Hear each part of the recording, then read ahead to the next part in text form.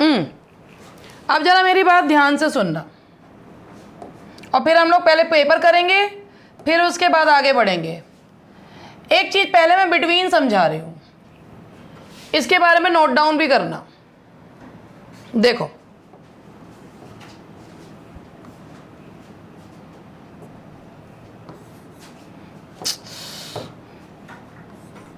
देखना क्या हो रहा है।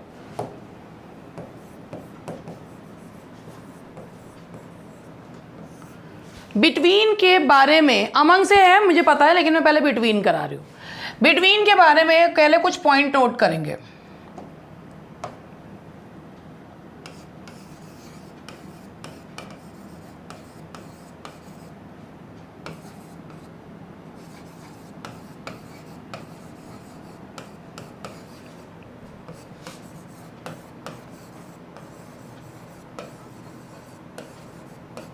बिटवीन दो लोगों या दो चीज़ों के लिए जनरली यूज़ करते हैं, ठीक है।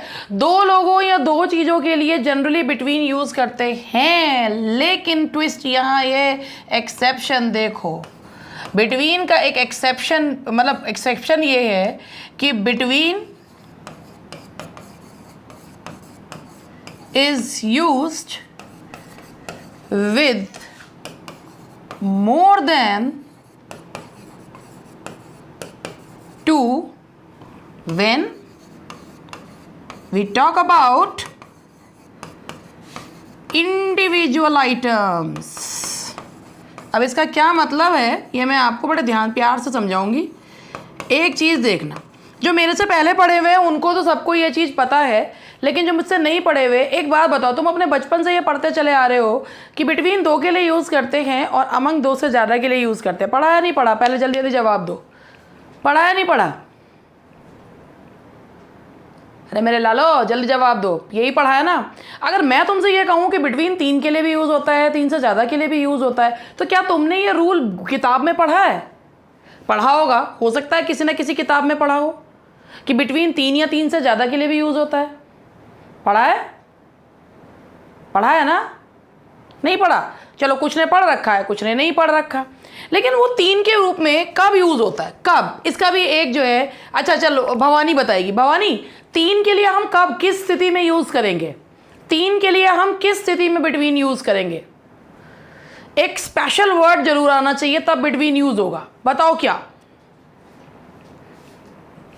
देखो, बिटवीन को फॉलो करता है एंड। बिटवीन को फॉलो क्या करता है? एंड। बिल्कुल, बिटवीन को एंड फॉलो करता है। अब जैसे मैंने यहां पे लिखा, he divided the sweets, he divided the sweets dash Ritu, Roshan, Kanika and Beenu. हमने ये लिखा। तो जो केवल सिर्फ रूल पे ध्यान देते हैं, उसको समझते नहीं है, वो यहाँ पे सोचेंगे अरे ये तो 4 लोग हैं यार, रितु, रोशन, कनिका, बीनू, तो यहाँ तो अमंग आएगा। लेकिन आप एक चीज़ देखो, यहाँ पर क्या चीज़ आ रही है? What do we find? And. अलग अलग यूनिट्स के बारे में बात की जा रही है और यहाँ पे क्या आ रहा है? एंड आ रहा है। जब एंड आ रहा है तो हम क्या लगाएंगे यहाँ पे? क्या अप्लाई होगा यहाँ पे? बिटवीन। बिल्कुल, एंड वाली जो होती है ना, अलग अलग यूनिट्स मानी जाती है।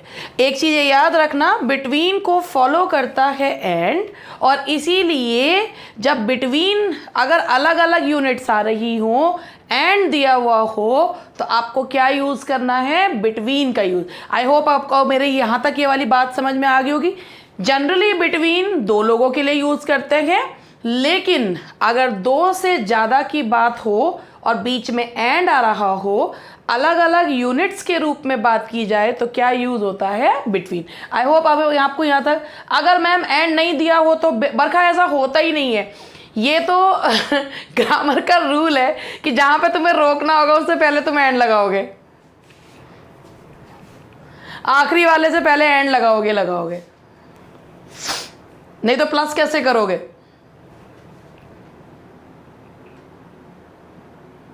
नहीं, सब अलग अलग यूनिट है, सब अलग अलग यूनिट है। तो ये पहले लिख लो, फिर उसके बाद में आपको बिटवीन। अच्छा, एक और चीज, अभी बिटवीन के रूल्स चल रहे हैं, ठीक है, बिटवीन के रूल्स चल रहे हैं। अब बताओ, यहां तक ये लिख लिया हो तो मुझे बताओ भाई, सभी लोग बताओ मुझे। मंगेश ने लिख लिया, पायल आई है क्या? पायल, अरे ओ पायल आ गई क्या?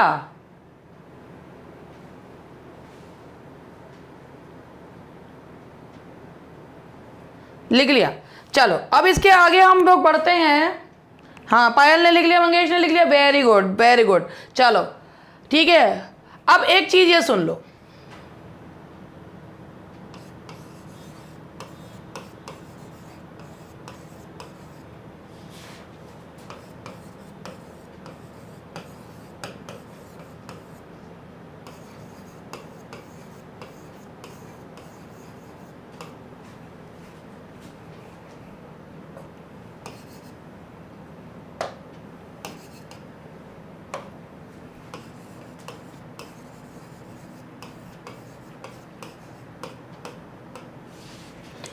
Between cannot be use before each. एक इसका है कि द बैट्समैन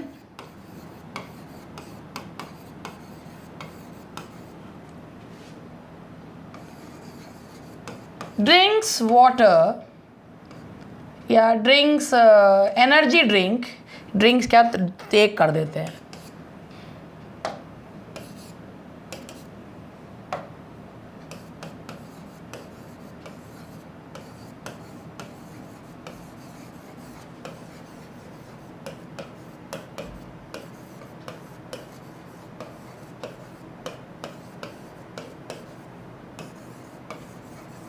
अब एक बात बताओ, इस सेंटेंस को कैसे बिटवीन ईच बॉल, अब इसे ठीक करना हो तो कैसे ठीक करोगे? सेंटेंस में between can not be use before each. एक तो ये चीज हो गई कि अगर बिटवीन हम ईच के पहले नहीं यूज कर सकते तो हम क्या करें कि भाई हर बॉल के बीच में वो एनर्जी ड्रिंक लेता है, मतलब ऐसा जो है भूखा नंगा है वो कि हर उसके बीच में वो एनर्जी ड्रिंक लेता है। अब इसे ठीक कैसे करोगे? देखो, अब इसको ठीक करने के दो तरीके हैं, ना ना ना ना ईच ना every. The batsman takes energy drink, या तो ये ईच हटाओ, बिटवीन द बॉल्स। अब ये प्लूरल हो गया, या तो इसे ऐसे ठीक लगा करोगे, the batsman takes energy drink between the balls, ये हो गया भाई बॉल्स के बीच में लेता है।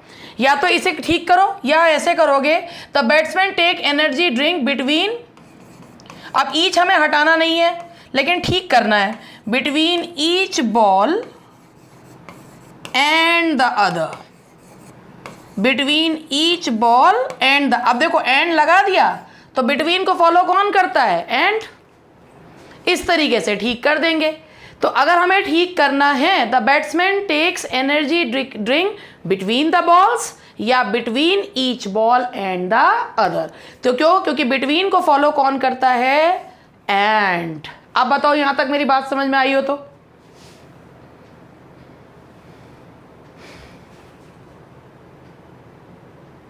आ गई? Very good very good very good very good, बहुत बढ़िया भाई। तो ऐसे ठीक करेंगे। Now you got the point. अब अगर आप बिटवीन भूलेंगे, अच्छा इसी तरीके से मैं आपको अमंग एंड अमंग समझा देती हूँ, अमंग एंड अमंग्स भी ऐसे ही समझा देती हूँ। देखिए ठीक है, अमंग जो होता है, अमंग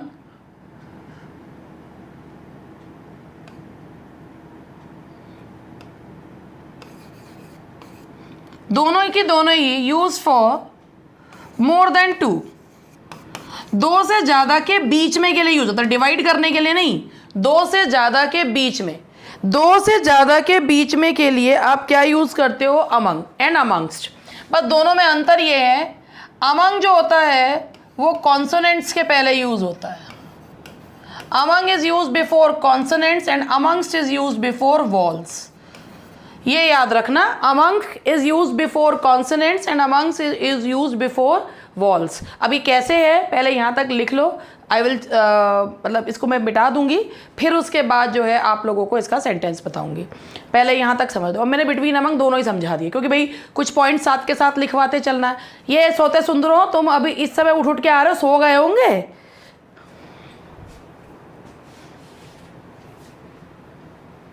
डन हो गया? तो अब तुम ही लगाना क्या लगाओगे, ठीक है? देखो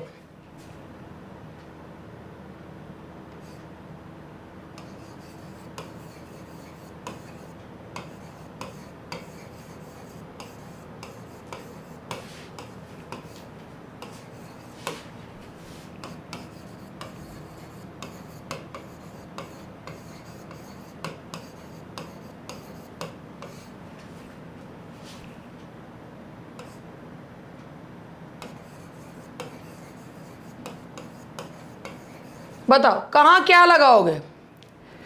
पहले में और दूसरे में भरना अमंग अमंगस्ट है। बताओ कहाँ कहाँ क्या लगा है? जो कॉन्सोनेंट की साउंड, वॉल्स के साउंड 5 ही होते हैं, ए ई आई ओ और ऊ। ये 5 साउंड होते हैं, ए ई आई ओ ऊ। अब तुम बताओ कहाँ पे क्या लगा है? जल्दी जल्दी जल्दी। अब भैया इसका साउंड है अस, यो युस नहीं है, दैट्स अस। युस नहीं है, ये युस। याद रखना वॉल्स आर 5, ए ई आई ओ ऊ। यू नहीं होता वॉल, इसीलिए ऊ होता है। तो ये यस युस नहीं है, that's us. The sound is a. There is no dispute amongst us. Very good. And there is no dispute among the friends. ठीक है, तो वॉल साउंड्स के पहले जो है वो लगता है अमंगस्ट, एंड कॉन्सोनेंट साउंड्स के पहले लगता है एमोंग। एमोंग लगता है, among. I hope you understood. अभी हम लोग एक्सरसाइज भी करेंगे। अब बताओ भाई, यहाँ तक समझ में आ गया हो तो बताओ। आया समझ में?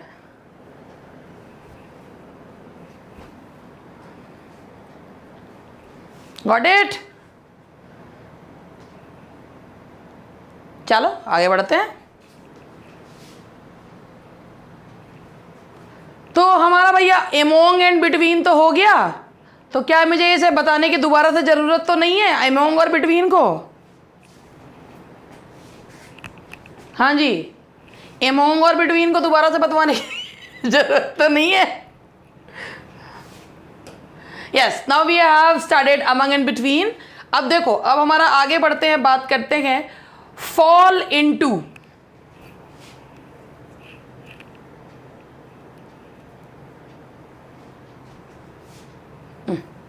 एक मिनट,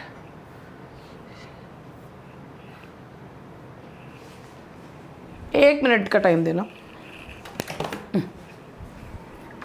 इसके एग्जाम्पल की वो देना, जरा बुक तो दे दे। अरे मैं आके आ नहीं सकती, वो लग रहा है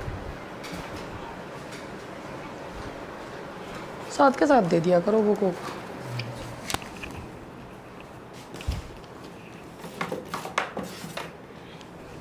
चलो अब हम आगे बढ़ते हैं।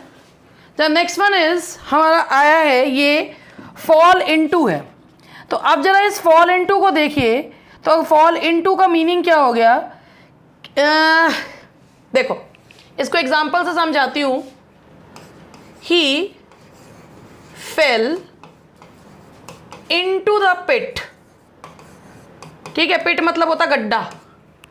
अब इस चीज को ऐसे समझो, अगर किसी चीज के सरफेस से बाहर की तरफ, बाहर से अंदर की तरफ मोशन होता है, बाहर से अंदर की तरफ जब गति होती है ना, फॉल के लिए ही नहीं, इनटू जो चीज होती है ना, इनटू गति बताता है।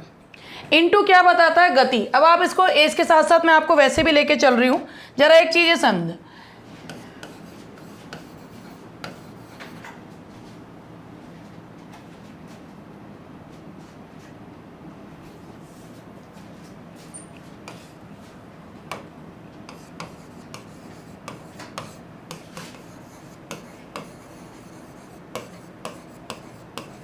देखो भाई, अधिकतर जनता को ये लगता है कि अगर कुएं नदी में कूदेंगे, ये हमारा कुआं है, ये कुआं है और इस कुएं पे एक ये मेंढक बैठा हुआ है, मेंढक दिख रहा है तुमको?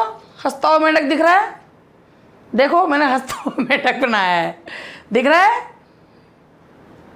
ठीक है। अब ये मेंढक जो है ये इसमें कूद गया, तो ये देखो बाहर से अंदर की तरफ कूद गया। ठीक है, बहुत सुंदर है ना मेंढक। अब बाहर से अंदर की ओर कूद गया।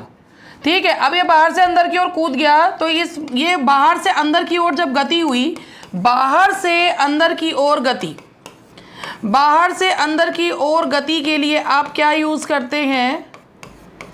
बाहर से अंदर की ओर गति के लिए क्या यूज किया जाता है? इनटू। ठीक है, बहुत सुंदर मेंढक है ना, वेरी गुड, बहुत प्यारा मेंढक बनाया है मैंने, बिल्कुल। तो ये जो है बाहर से अंदर की ओर जो गति होती है उसे क्या कहा जाता है? That is called into. अगर आप कमरे में भी बाहर से अंदर की तरफ आ रहे हैं तो आप क्या लगाएंगे? इनटू। तो बताइए इसमें क्या आना चाहिए, क्या लगाओगे? ये टॉम एंड जेरी लग रहा है। अच्छा कोई बात नहीं, चलो चूहा कूद गया, कोई बात नहीं, शक्ल पे मत जाओ इसकी। ही केम इनटू द, ये इन द रूम नहीं आएगा। अगर बाहर से दौड़ते हुए आ रहे हो या बाहर से आ रहे हो, बाहर से अंदर की ओर गति को क्या बोला जाता है? इनटू। बाहर से अंदर की ओर गति इज नोन एज इनटू। तो ही फेल इनटू। अब जैसे एक भाई अब ये जो चीज़ होती है ना, जैसे पत्थर फेंकते हैं किसी चीज़ में तो बाहर से अंदर की ओर गति, तो इनटू को आप लोगों को ये याद रखना है कि अगर बाहर से अंदर की ओर गति हो रही है तो we what do we use? Into. तो मेरी बात अगर यहाँ तक समझ में आ गई तो चलो अब आगे बढ़ते हैं। तो ही फेल इनटू द पिट, यानी कि बाहर से अंदर की ओर बेचारा गड्ढे में को गिर गया, तो दैट इज इनटू। अब नेक्स्ट इज, देखो अब यहाँ से ये हुआ, अब उसके बाद हमारा आता है सिट इन द। अब ये जो सिट इन द है, ये जो इन है, इन ये बताता है किसी चीज के, किसी जगह के अंदर, किसी जगह के अंदर के लिए हम क्या लगाते हैं? इन। अब अगर हम कम इनटू लगा रहे हैं,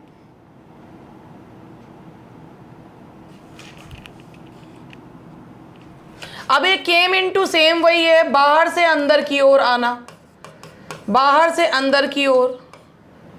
ये मेरे ख्याल से रिपीट हो गया, कम इनटू, ये एक ही है, दो नहीं है। बाहर से अंदर की ओर आना, और ये एंटर इनटू। ये जो एंटर इनटू है, अब ये तो एक चीज़ है, देखो एक चीज़ याद रखना, मैं दोनों चीज़ यहाँ से समझा रही हूँ। एक होता है एंटर, एंटर का मतलब होता है प्रवेश करना। ठीक है, एंटर का मतलब होता है प्रवेश करना। ये अपने साथ कोई प्रेपोजिशन नहीं लेता, ये अपने साथ प्रेपोजिशन नहीं लेता। ठीक है, लेकिन अगर मान लो कहीं पर लिखा हुआ है एंटर इनटू, तो एंटर इनटू का मतलब होता है किसी समझौते का हिस्सा होना, किसी समझौते का हिस्सा होना, दैट इज एंटर इनटू। जरा ध्यान से देख लो, किसी जगह के अंदर होना। आप कमरे के अंदर बैठे हो तो आप बोलोगे I am sitting in the room. ठीक है, और आई एम सिट देयर। अब अगर आप कहते हो कि किसी चीज़ के अंदर, जैसे अगर आप खाली किसी कमरे के अंदर जगह नहीं है तो आप बोलते हो there is no room in this room. किसी जगह के अंदर जगह ना होना, जगह के अंदर जगह ना होने को रूम कहा जाता है। There is no room in this room. तो भैया पहली चीज़ है सिट इन द, किसी जगह के अंदर बता रहे हो। सिट इन द चेयर होता है, बिल्कुल सिट ऑन द चेयर, ये तो मैंने बहुत अच्छे से समझा रखा है। ये देखो ये मेरा स्टाइल है समझाने का। ये देखो, ये तुम सबको दिख रही है चेयर, ये तो तुम जिंदगी भर ना भूलो, ऐसे समझा दूंगी तुम्हें मैं। ठीक है, ये मैंने चेयर के हत्थे बनाए हैं और ये चेयर के पैर हैं। ठीक है, वो वीडियो पॉज हो रही है, इसमें मेरा कोई हाथ नहीं है।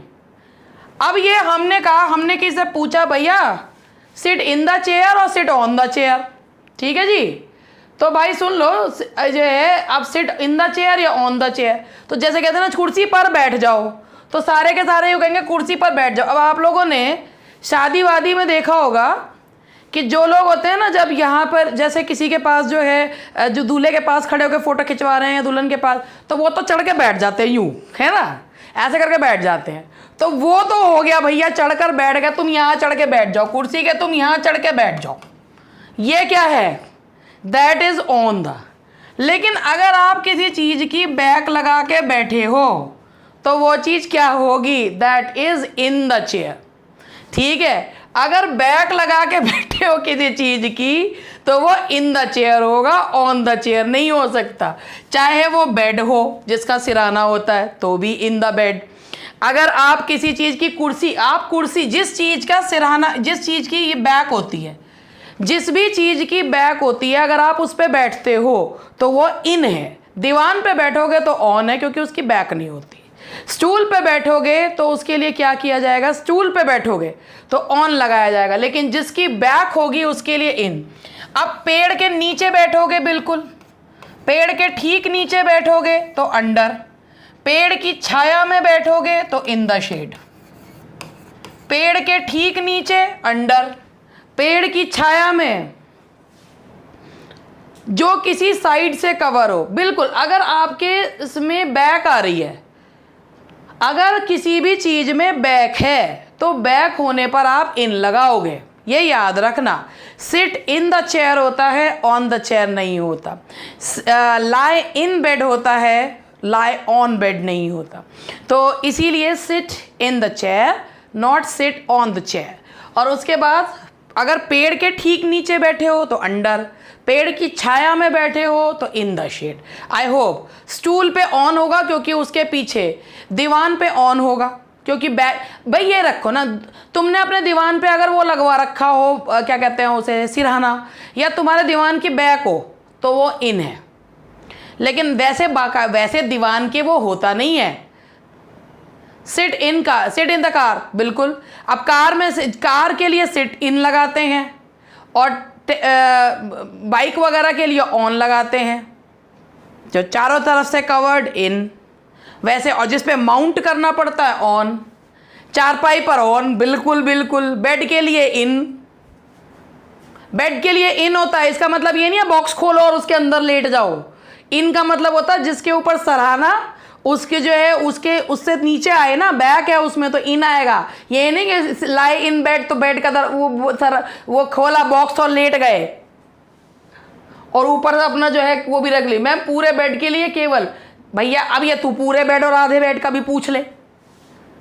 ये देखो भाई, जिस चीज का सिरहाना है, जिस चीज की बैक है, तुम उस पे बैठ रहे हो, अगर तुम उसके ऊपर चढ़कर, तुम सिरहाने के ऊपर चढ़ के बैठ जाओ तो ऑन लगाओगे। पागल ना हो तो, बेवकूफ कहीं के। तो मेरी बात अगर समझ में आ गई हो तो बताओ। हमारी मैडम ने सिखाया लाई इन बेड, आज से हम बॉक्स खोल के सोया करेंगे, बॉक्स के अंदर सोएंगे, है ना। ए बावलो, क्या करूं मैं तुम्हारा। ये समझ में आ गया। चलो अब हमारा आगे नेक्स्ट वो देखो। अब ये हुआ हमारा केम इनटू, ये तो मैंने अभी आपको समझा ही दिया था। बाहर से अंदर की ओर आने को केम इनटू कहते हैं। अब एक और चीज होती है, जैसे कहते हैं अरे वो कमरे के अंदर एकदम से प्रवेश करा उसने कमरे में, तो कहते हैं he entered in the room. Enter अपने साथ कोई भी प्रेपोजिशन नहीं लेता। ये देखो, एंटर अपने साथ कोई प्रेपोजिशन नहीं लेता, लेकिन अगर तुम एंटर के साथ इनटू लगा रहे हो तो उसका मतलब होता है किसी, अगर डबल बेड बिना बैक रेस्ट का हो तो भैया तुम ऑन ही हो, फिर ऑन हो तुम, तो इन नहीं हो, फिर तो तुम्हें बॉक्स में ही सोना पड़ेगा सूची।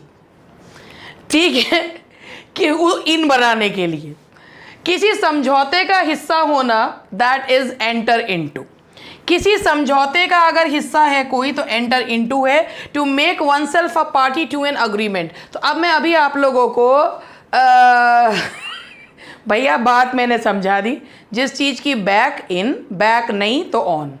लोग कहते हैं कि जिसके हैंडल्स होते हैं, इसका हैंडल से लेना देना नहीं होता, इसका बैक से लेना देना होता है। आप ऐसे समझो, अगर बैक है ना तो आप किसी चीज़ से लोअर होते हैं, इसीलिए इन लगाया जाता है। अगर बैक है ना तो आप बैक पे लोअर, आप लोअर पोजीशन पे जाएंगे, इसीलिए इन का यूज़ करते हैं। ठीक है, अब देखो एंटर इनटू तक मैंने यहाँ तक समझा दिया है किसी। अब यहाँ देख लो, amid can come with both countable and uncountable nouns. Amid का मतलब भी होता है के बीच में, amid means during is case of uncountable noun and among in case of uncountable noun. इसका मीनिंग मैं आप लोगों को समझा देती हूँ। इसका मतलब क्या है? अमिट का मतलब भी होता है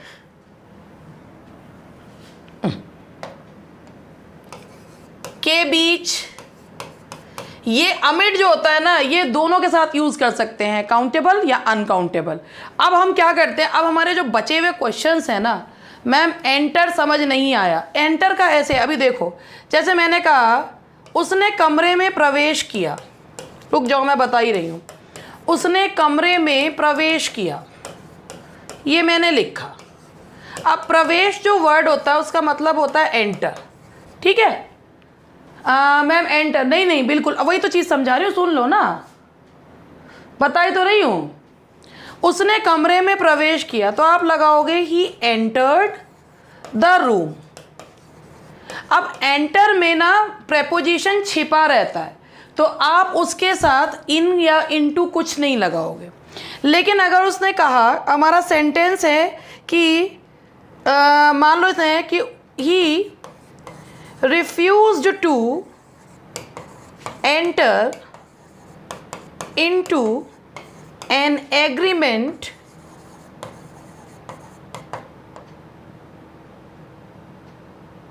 with his tenant। अब जरा ये वाला सेंटेंस पढ़ो। उसने अपने किराएदार से किसी भी समझौते पर पहुंचने से इनकार कर दिया। तो जब आप किसी समझौते पर पहुंचते हैं तो एंटर इनटू लगाया जाता है। जब सीधे साधे प्रवेश करते हैं तो एंटर के साथ कोई भी प्रेपोजिशन नहीं लगाया जा सकता। अगर अब भी समझ में ना आया हो तो बता दो, मैं दोबारा बता दूंगी।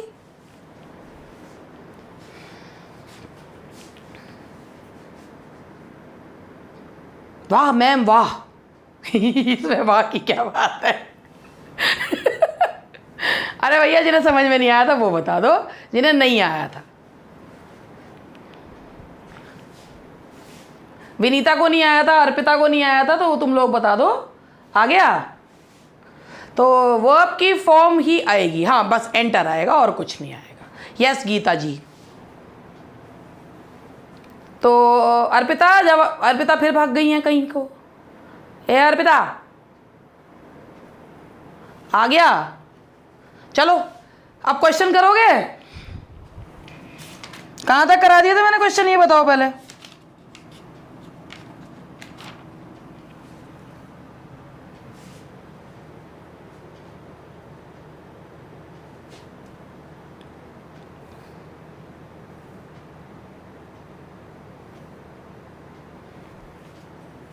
ट्वेंटी 24 हो गए थे, ठीक है चलो 24 से आगे बढ़ते हैं। 25 से चलिए स्टार्ट हो जाइए। 25 से शुरू हो जाइए, जरा थोड़ा बड़ा कर देती हूं। लो भाई शुरू करते हैं।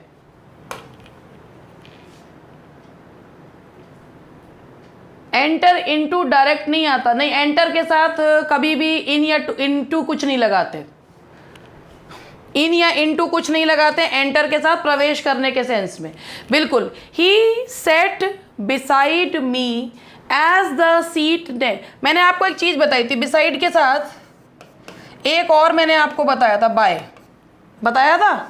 बिल्कुल, वो मेरे बराबर में आकर बैठ गया।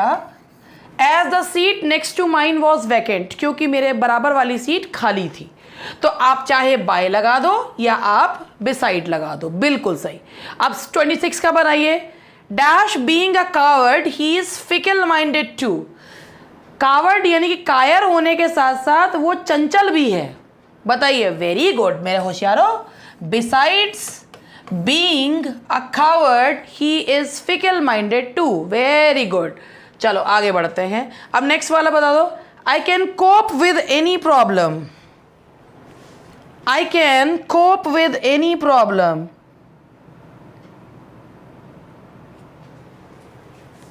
Yes ना, मैंने क्या बताया था, कोप के साथ क्या नहीं, कुछ नहीं लगता, no no preposition. Very good. जो मेरी बात को ध्यान रखते हैं बहुत अच्छी बात है, जो नहीं रखते हैं उनका मैं क्या करूं, मुझे समझ में नहीं आता कभी कभी। अब बताओ, there is no cooperation dash the students of our class. तुम बताओ, there is no cooperation dash the students of our class. जल्दी जल्दी बताओ। बिल्कुल सही। क्यों आएगा अमंग, क्यों आएगा?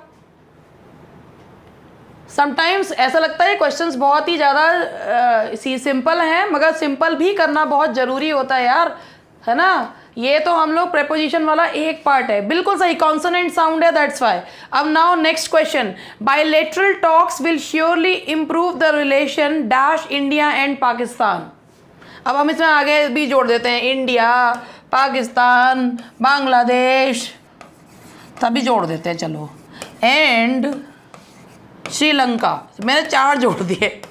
लो अब बताओ क्या लगाऊं, क्या लगाऊं? बिटवीन। क्यों क्यों आएगा बिटवीन? मैंने तो इतनी सारी कंट्रीज लिख दी। Because yes it is between is followed by and. इसके अलावा ये सारी अलग अलग यूनिट्स हैं। Very good. अब ये वाला बताओ, मार्ट अच्छा क्वेश्चन है वैसे ये। The boy fail dash the well. बिल्कुल सही, the boy fail into the well.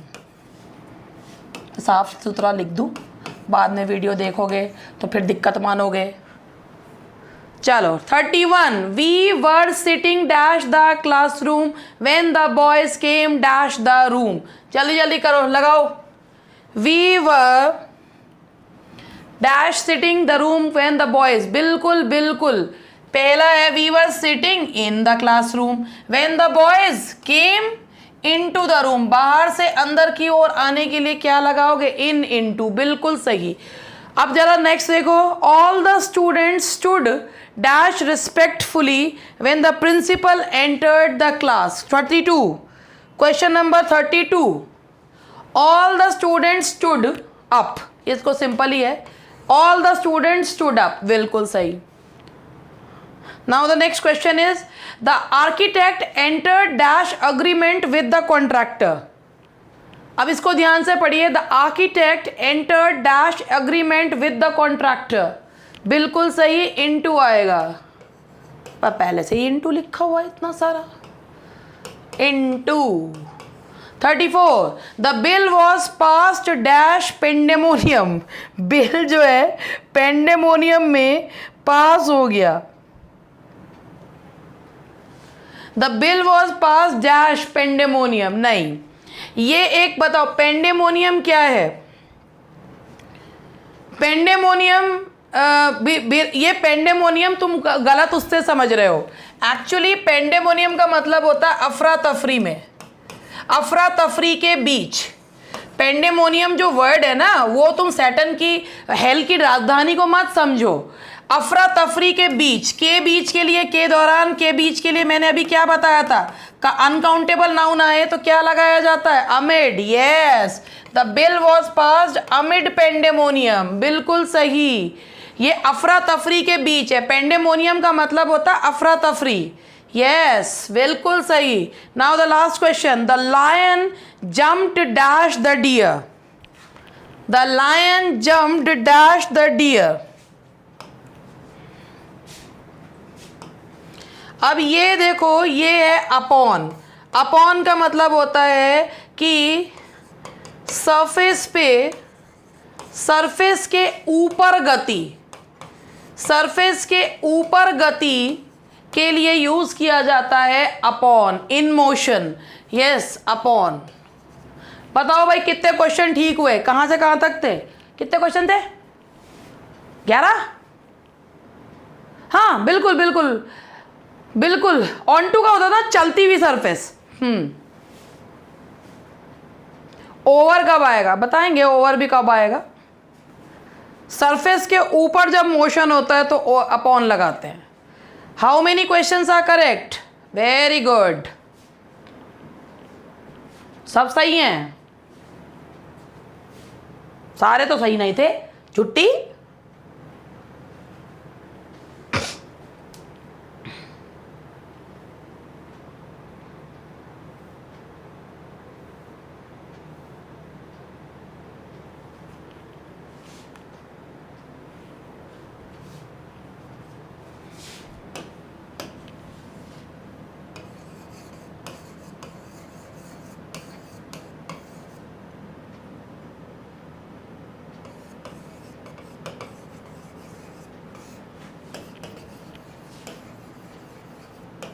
देखो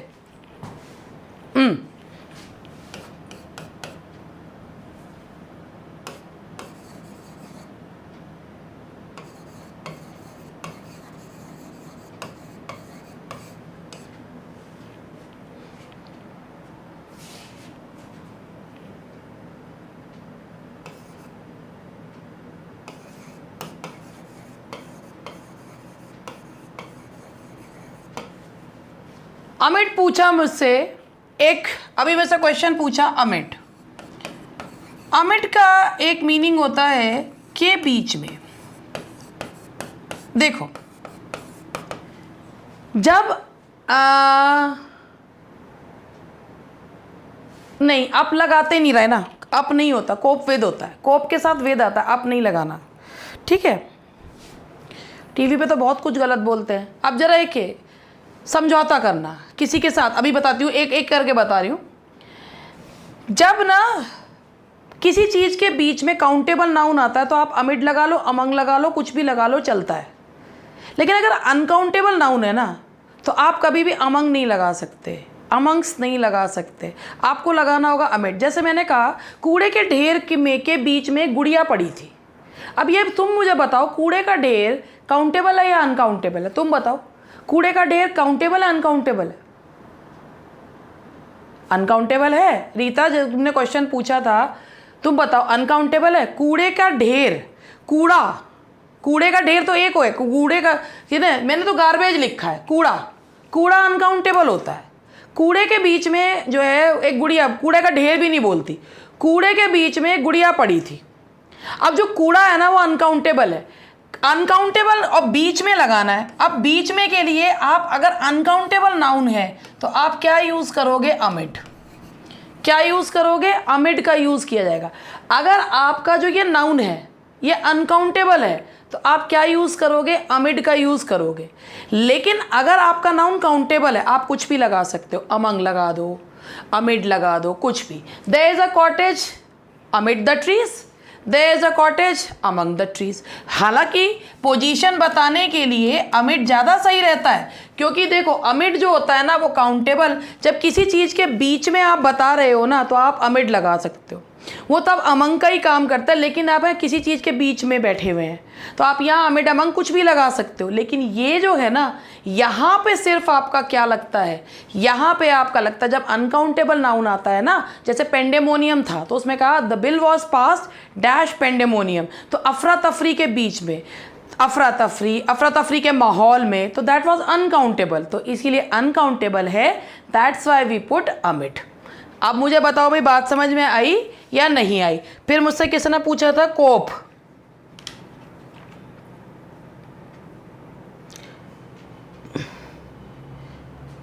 कोप विद का मतलब होता है, मैंने ये बताया था कोप के साथ विद लेते हैं जिसका मतलब होता है किसी समस्या से निपटना।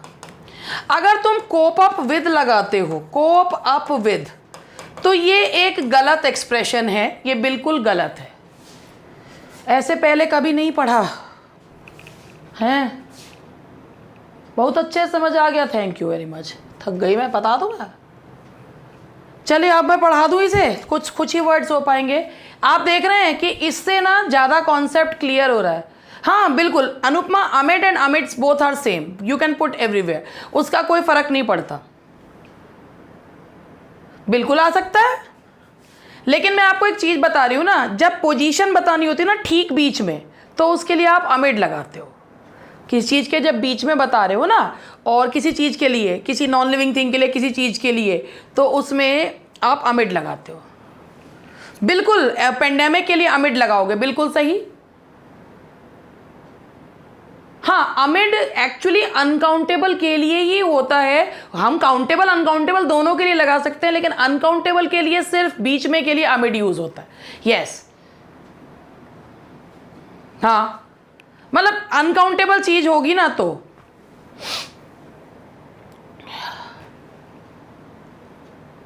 अब बताओ, अब यहां तक अगर सबका कॉन्सेप्ट क्लियर हो गया हो तो आगे बढ़े। बिल्कुल, चलो स्टार्ट करते हैं। अब ये देखो, अब ये हम यहां से समझेंगे।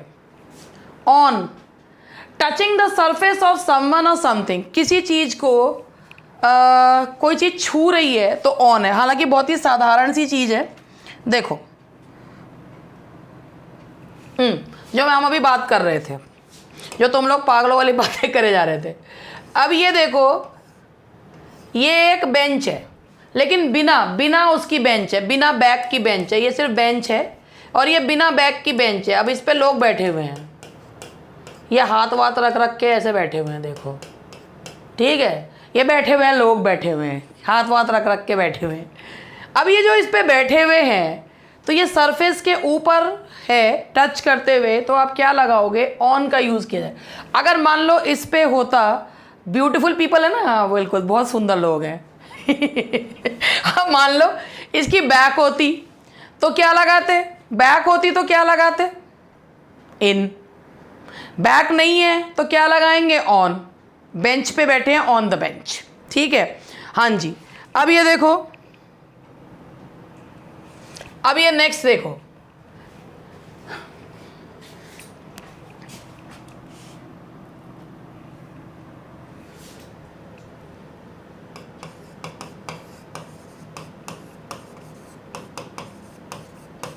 देखो टू समवन्स फेस, ये जो लिखा हुआ दिख रहा है टू समवन्स फेस, इसका मतलब होता है सीधे मुंह पर। अब इसका एग्जांपल मैं आपको देती हूं, सीधे मुंह पर पे इसका मीनिंग क्या हुआ? आए हाय,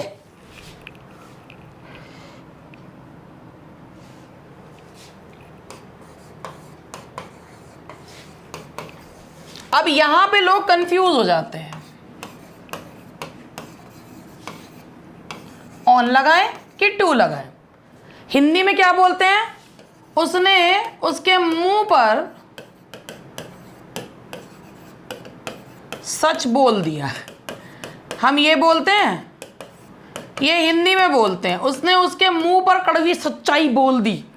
अब आपको लग रहा होगा कि भाई यहाँ तो ऑन आना चाहिए। भाई बहुत रट्टा खोर हो, इतना चांटा बजाऊंगी तुम्हारा खींच के। अब जरा देखना इसमें क्या लिखा है, कौन सा प्रेपोजिशन आ रहा है? कौन सा प्रेपोजिशन आ रहा है? बदतमीज कहीं के, कौन सा प्रेपोजिशन आ रहा है? टू। तो अब क्या लगाओगे यहाँ पे? ही told the truth on his face या टू हिज फेस?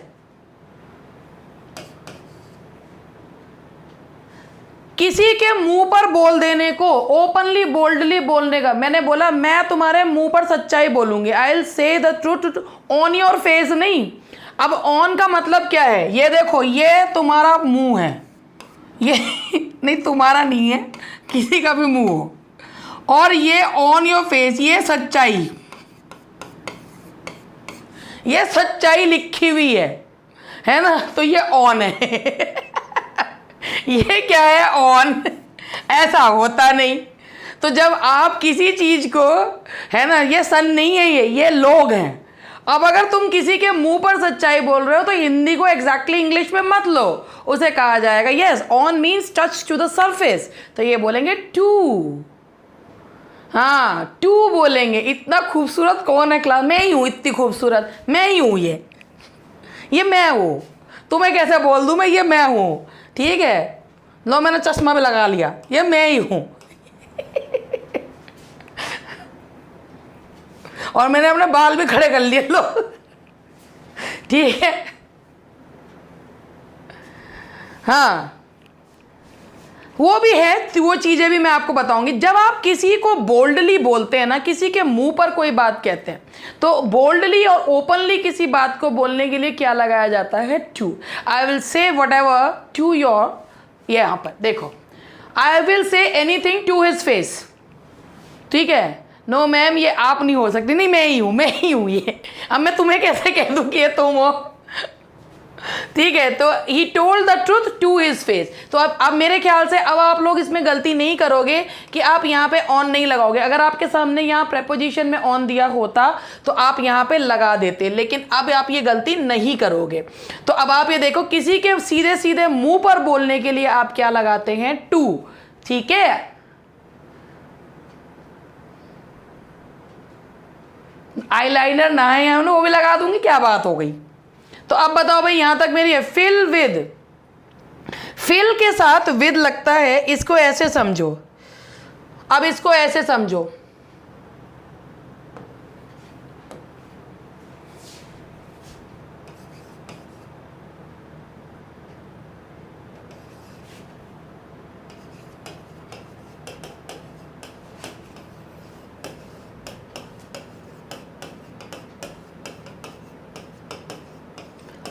हमें इसको इंग्लिश में बनाना है।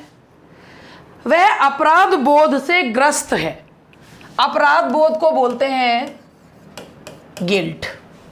तो क्या लगाओगे?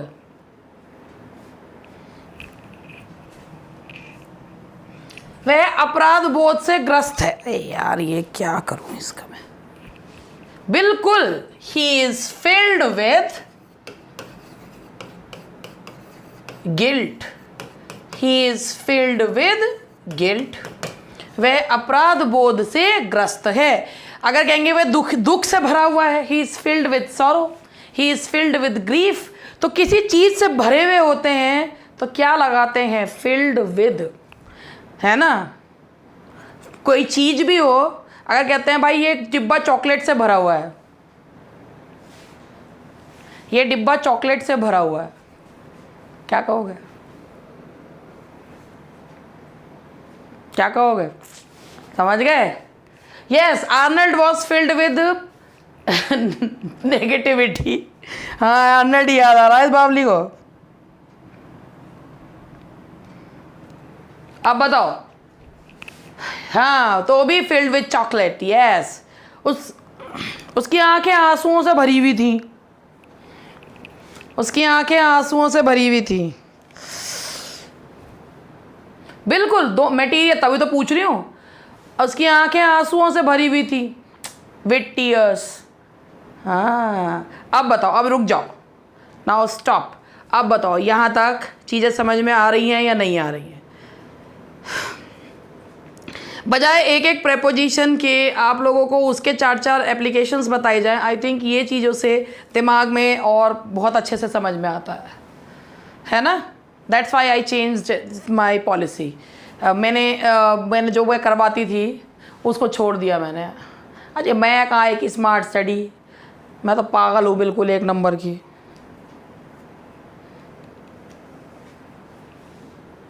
This method is so good. This method too good या सो गुड नहीं, वेरी गुड। बेटा टू गुड का मतलब होता है जरूरत से ज़्यादा अच्छा, मतलब कि अच्छा ही नहीं है।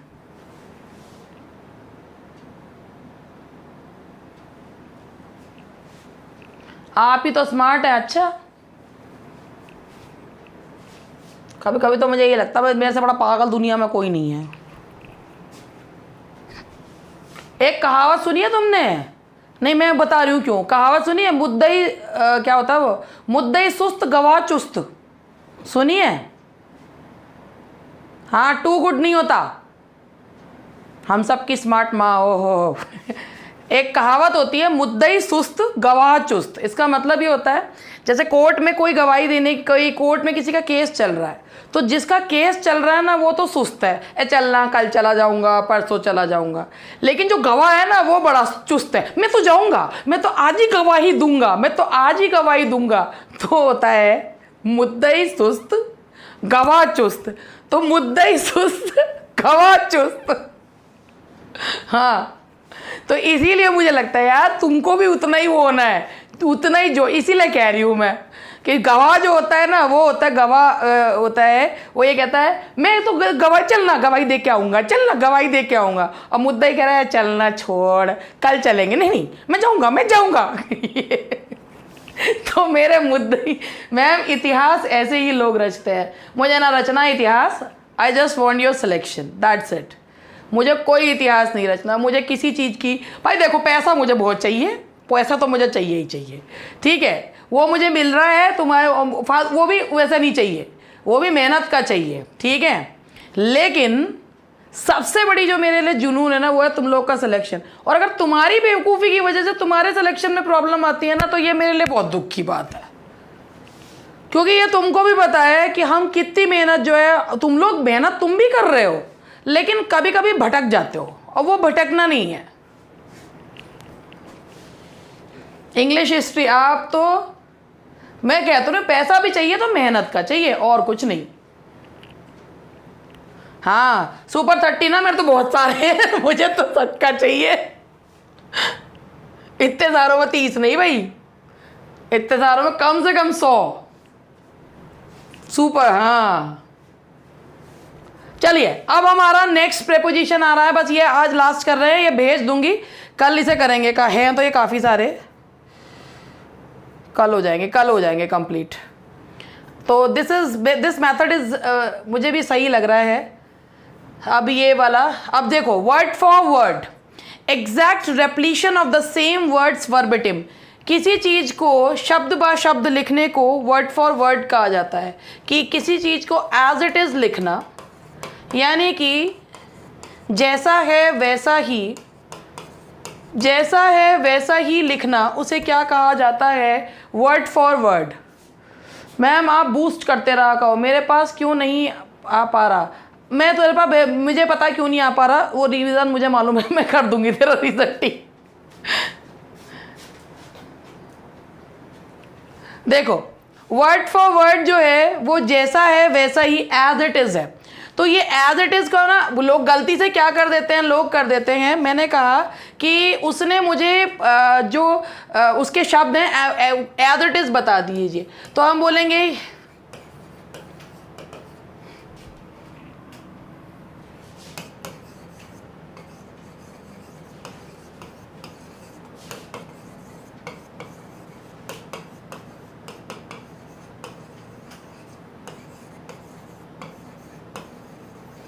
ही wrote the whole content word for word. इसका मतलब है उसने पूरे कंटेंट को एज इट इज़ लिख दिया। तो लोग क्या करते हैं, वर्ड टू वर्ड कर देते हैं, बोलने में भी और लिखने में भी वर्ड टू वर्ड बोलते हैं।